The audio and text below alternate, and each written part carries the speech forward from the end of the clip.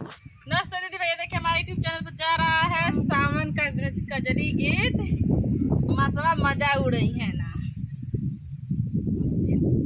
जल्दी जल्दी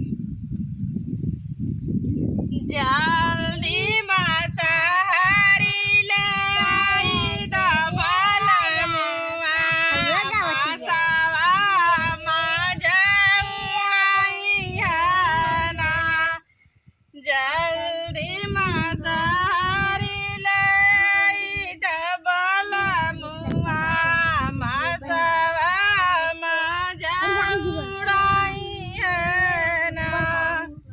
सोने की थाली में जवाना परसलो, सोने की थाली में जवाना परसलो, जेवाना चला बदल दी बलमुआ, मसवा मजा उड़ई है ना। जल्दी जेवाना जला बलमुआ, मसवा मजा उड़ई है ना।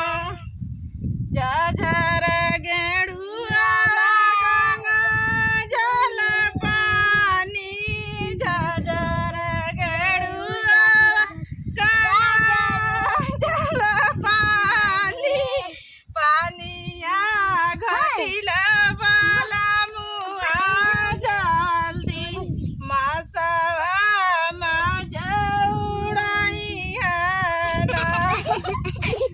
गेड़ुआ घटिल बलमुआ, जल्दी मसवा मजा